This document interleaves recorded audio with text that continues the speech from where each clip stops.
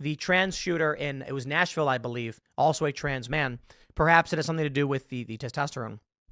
Police Chief Troy Finner said it was not clear whether the young child was... I know this will never happen, but, you know, it's just one of those moments that, like, for the love of God, do none of you ever want to learn a single thing about the groups you hate the most? Do 2 seconds of research. Do just, like, open a single Google search tab. So, as I'm sure anyone who listens to me is aware of the murder of Brianna Ghey and the culture of UK tabloids, press, public figures like J.K. Rowling, Ricky Gervais, John Cleese, who consistently make, a range of transphobic lies or jokes or fear-mongering statements. I think JK and Ricky Gervais have both made multiple trans people are rapists jokes about, trans people in prison and stuff like that.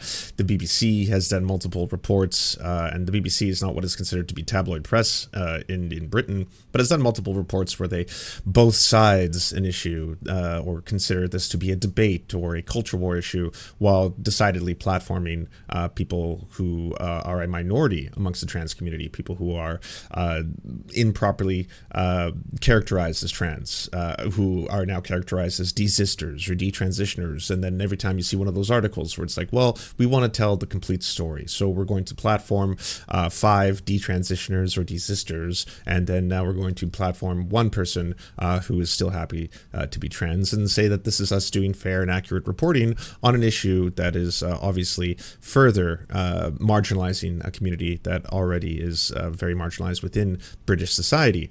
This leads to violence, this leads to extremism, and it is all part of a dehumanization campaign. Dehumanization can lead to people committing very, very extremist acts that you might think otherwise impossible, such as, once again, the murder of Brianna Ghey, and everything that has happened subsequent of that.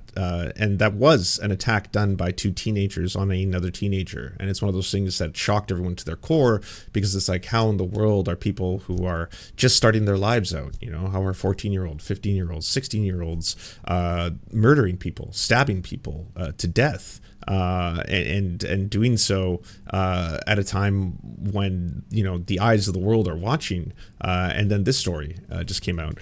Teenager charged with attempted murder after a trans girl stabbed 14 times at a party. A teenager has been charged with attempted murder over the stabbing of a roller skating party in Wealdstone. A teenage transgender girl was rushed to the hospital after being stabbed 14 times, a court has heard. The victim, 18, was attending a roller skating party with a friend when she was allegedly attacked by a group and subjected to slurs. Summer Betts-Ramsey, 19, appeared at the dock of Wealdstone Magistrates Court on Tuesday, accused of being involved in the stabbing. She's been charged with attempted murder and possession of an offensive weapon in public. Prosecutor Bunsri Bua confirmed to the court the victim is a transgender female. The stabbing happened at Masons Avenue in Wealdstone, northeast of London, roughly 7 p.m. on Saturday. The court heard the victim had arranged to attend a roller skating party with friends at Harrow Leisure Centre that day. It is said she sustained 14 stab wounds in the alleged attack and was rushed to the hospital for treatment.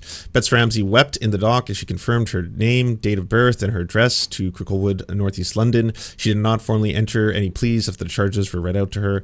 Wearing prison-issued grey clothes, with her hair tied up into a ponytail, the teenager was flanked by 2 guards during the 30-minute hearing. She was remanded into custody until a plea hearing at the Old Bailey on March 12th. After being told she faces the next month in custody, Betts-Ramsey tearfully asked to speak to her mother through the glass front of the dock. Afterwards, she called out, "I love you," when she was led away to the cells. The court told Betts-Ramsey denies being involved in a stabbing. The Metropolitan Police have said the victim of the alleged attack has now been discharged from hospital and is being supported by her family. Thank fuck she's going to be okay. Detective Inspector Nicola Hannett, who is leading the investigation, appealed for witnesses to the attack. 4 people have been arrested in connection with the incident, but Betts-Ramsey is the only one to be facing a court hearing. We continue to appeal to anyone who was in the area and believes they have further information to come forward and speak. We've increased police patrols in the area and encourage people to approach these officers with information or concerns. Anyone with information can call 101, quoting the reference 6306, 10th of February, or call Crime Stoppers 0800 555 111.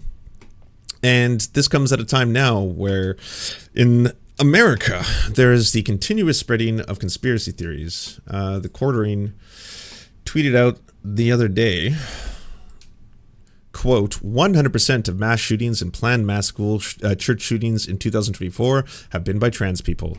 keeps happening, you'd probably see these infographics floating around. I don't know what the actual number in a row this is, but you may have seen an incident at Joel Osteen's gigantic megachurch. Now, I don't know how I feel about a preacher who owns a personal jet.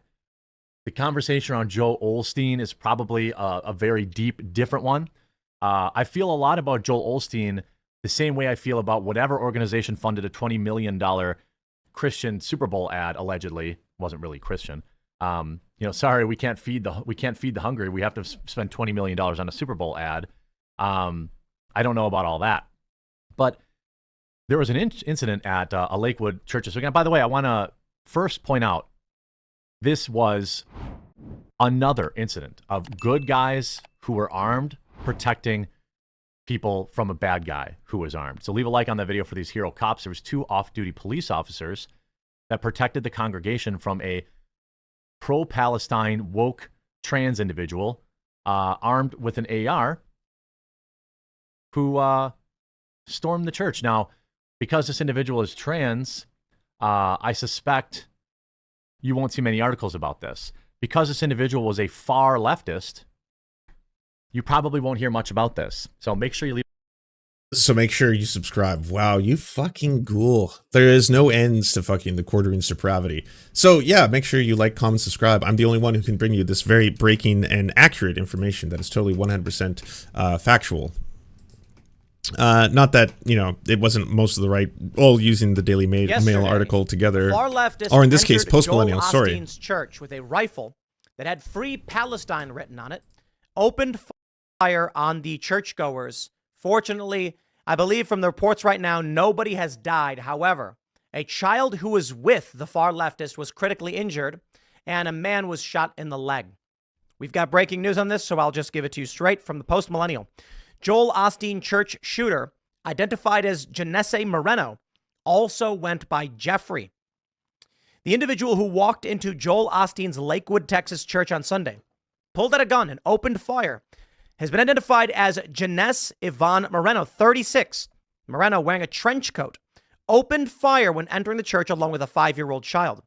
Local news reports that multiple sources have said that Janesse is suspected of being the armed woman who was killed at the church Sunday. Reports indicated that the shooter was female, but Moreno may have been male. Moreno was shot and killed by 2 off-duty officers. Moreno's weapon was emblazoned with the slogan, Free Palestine. Jeremy Rogalski of KHOU-TV further reported that Moreno had prior arrests for assault, forgery, marijuana possession, theft, evading, and unlawful carrying a weapon. They say Moreno also identified as Jeffrey Escalante. So I don't know. There's numerous reports saying it was a female shooter. No idea. There's a distinction, obviously, between female and. So you titled this "Transgender Gunman Opens Fire." That's the name of this video. You've taken a strong stance on this issue, as has the quartering, as has Jack Pacevic, as has every fucking right-wing ghoul, all suddenly thinking, wow, we have definitive proof here. There happens to be yet another mass shooting, and in this case, it's committed by a trans person. And, the quartering, the way he was talking about this whole thing, where he's like, statistically, if we look at it, it just keeps happening over and over and over. So one of the reasons why I put that,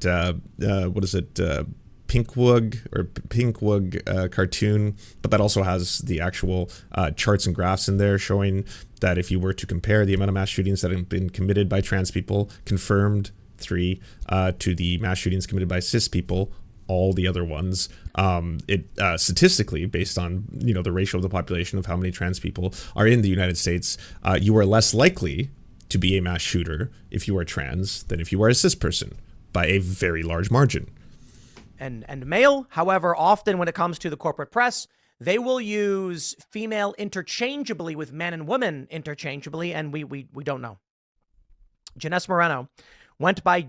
We don't know. So this entire conspiracy theory that, again, being spread, propagated, and still up by all of these right-wing ghouls is being done simply because there is a different name, and that name is masculine. to them because they see the name Jeffrey.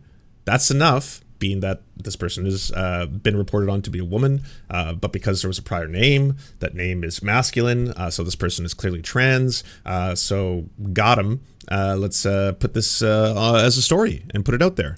Jeffrey Escalante Moreno, among other aliases, and was from El Salvador. The child Moreno brought to the church was shot and injured.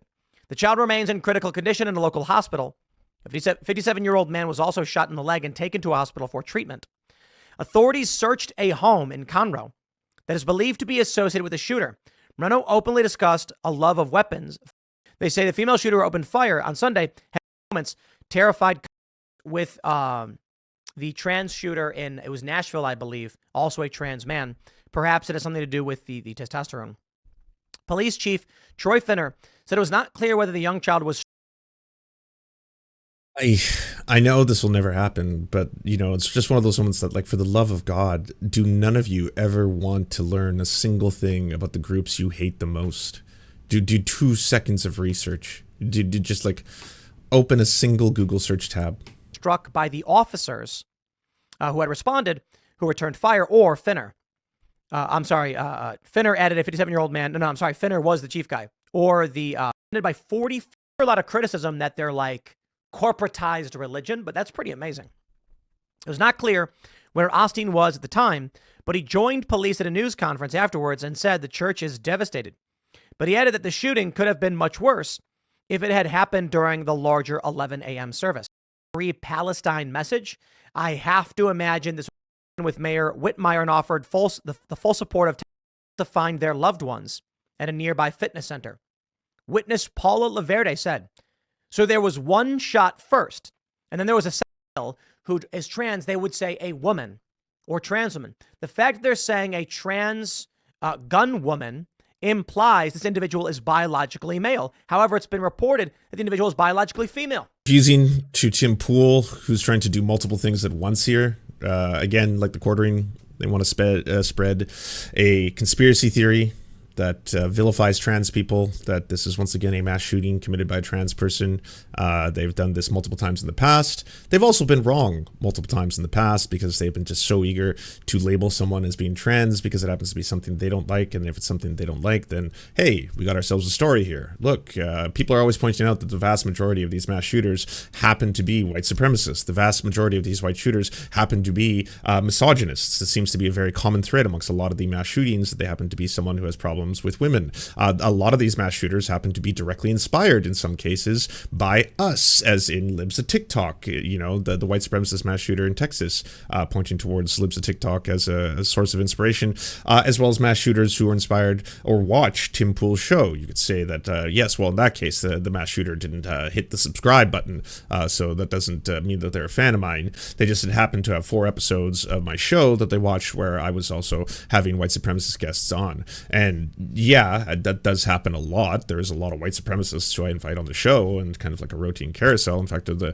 making up the bulk of the people who I usually invite on the show because a lot of their ideas happen to be pretty compatible with my own. But I'm not like them. But I just like to be able to hear a difference of opinion, kind of a thing. But yeah, it is also a weird thing that so many of them keep calling for violence and call for violence on my show. And Tim Pool actually had to do that thing where he shut his show down, took it off the live stream, rebooted it, and then in the interview with the person, tell him, I told you so many times, you cannot call for direct acts of violence towards specific individuals, that you're going to get us in trouble. I told you that beforehand. I don't know why this keeps happening. I have no actual way of figuring that out. I don't know why this keeps happening, why my guests keep doing the same fucking thing, why this keeps happening over and over and over again. But, here we are. I keep inviting violent people on the show who want to do violence. It's weird.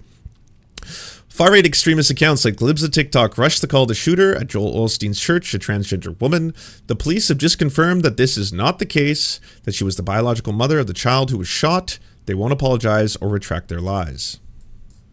So she has utilized both male and female names, but through all of our investigation to this point, talking with individuals, interviews, documents, Houston Police Department reports, she has been identified this entire time as female, she, her, and so we are identifying her as Genesee Moreno, Hispanic female. Even Elon Musk jumped in to throw gasoline on the disinformation fire. This solely arose because the shooter used various aliases that were documented in the arrest charges, including for forgery. That's one of the things, like, they were so quick to label this, oh, well, this person has to be trans because different name, while not doing a second of fucking research into the fact that this person has a criminal record, including for forgery, and may have been using different aliases. That's something that people who are engaged in that kind of activity may do. But the name, it's masculine sounding. Oh, okay, well, I mean, print it. Put it in the publication. Put it in the Daily fucking Mail and just have it blasted on there, you know, for everyone to see. Do we issue retractions, apologies, corrections, take the videos down? As of right now, this has all been revealed, and both of those videos that I just showed you are both still up. There's been no retractions from either Tim Pool or the quartering. The videos have, in Tim Pool's case, over 300,000 views, once again spreading misinformation and fear-mongering about trans people. He even says in that video, he's like, yeah, I don't know what it is. Maybe, you know, it's the testosterone, you know, from hormone supplementation that causes this. Can't say for sure, but once again, you know, this just keeps happening. Leftist activists are already coming to the defense of the trans-sexist shooter. They're shifting the blame onto us and claiming that this is the consequences for criticizing radical trans ideology. Expect to see the media follow a similar pattern they did with other cases of trans terrorism. You lied. You always lie. The only consistent here, the thing that keeps on happening is the lies. The lies and then the complete lack of accountability after the fact. Because it's just out there now. Days have gone by. We'll just leave those videos up. Won't take them down. Won't issue any kind of a correction. Just keep saying that this person was trans. What kind of hormones and drugs was the trans terrorist who shot up the Texas church taking? An anti-Zionist trans immigrant from El Salvador shot up the church yesterday. This is going to be lighting up the right-wing X all day, but I couldn't help but notice how a, quote, brown person with a Spanish surname who was born in El Salvador was coded as, quote, white non-Hispanic. In comes Elon Musk, because of course. Does seem concerning. Does seem concerning that maybe the hormone injections, especially sudden large amounts of testosterone, could be a major causal factor in violence. What evidence did any of you have that this individual was taking hormones outside of a name? They all ran with it. The richest human being on the planet, well, maybe second or third now, but one of the richest human beings on the planet, the owner of the social media company of which he's actually posting on, the boss, spreading this shit. Breaking, the Lakewood Church shooter was trans. Watch how quickly this story disappears. Fox News reported she was born as a man, but the police stated she is believed to be the biological mother. Fox News has yet to retract the story. Fox News has stealth-edited the article and removed the claim that the shooter was trans. So Fox, I guess, setting the bar that is effectively in hell right now for, oh, shit, okay, well, just take that part out.